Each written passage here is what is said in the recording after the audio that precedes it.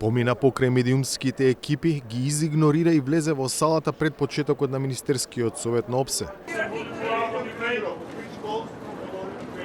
Но доаѓањето на Сергеј Лавров во Скопје, што од една страна се смета за успех на ОПСЕ, од друга страна има и негативни последици.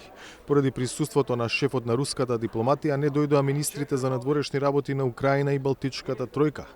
Како тоа го гледа земјата домаќин Северна Македонија?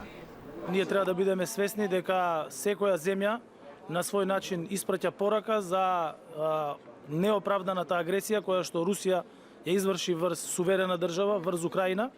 Некои тоа го прават со нивно неприсуство, меѓутоа некои го прават со нивно присуство и со многу јасно се надевам искажани ставови во однос на неоправданоста на оваа агресија. Руската агресија врз Украина беше една од централните теми на првиот ден од Советот. Осуди за војната и повици за прекин на насилствата кои траат речиси 2 години дојдоа од сите страни.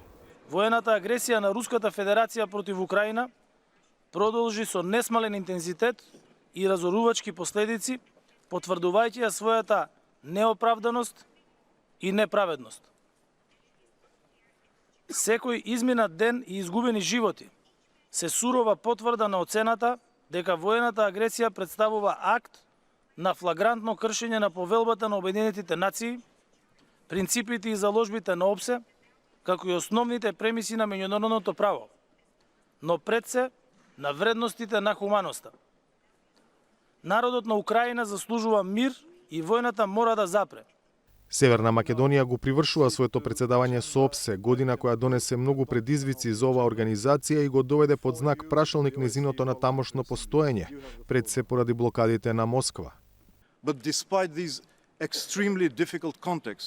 И покрај исклучително тешкиот контекст, останавме решени на нашиот курс да служиме како посветен чувар на вредностите на ОПСЕ.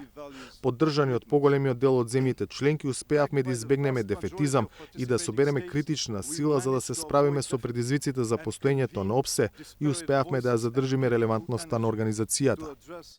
Компромисот за еден председавач дојде пред неколку дена. Тоа е Малта, која влета наместо Естонија, која не доби зелено светло од Русија. Друго прашање покрај Украина кој е во светскиот фокус е ситуацијата во Газа. Пред почетокот на Советот, Израел преку својот министер кој допатува во Скопје, прати порака за своите намери. We will continue to fight until we will Ќе продолжиме да се бориме се додека не ги вратиме сите заложници и се додека не го елиминираме Хамас. Определени сме да продолжиме со справување со терористичката организација и ќе го правиме тоа се додека не се ослободат заложниците, а ќе продолжиме и потоа. Американскиот државен секретар Ентони Блинкен во Скопје беше само неколку часа. Замина синоќа по завршувањето на неформалната министерска вечера без воопшто да биде на исто место со Сергеј Лавров, кој пак слета подоцна во вечерта. Какви ќе бидат одговорите на официјална Москва на критиките кои во Скопје беа пратени на нејзина адреса, ќе се знае утре за кога е најавена пресконференција на шефот на руската дипломатија. За Гласот на Америка од Скопје, Владимир Мирчевски.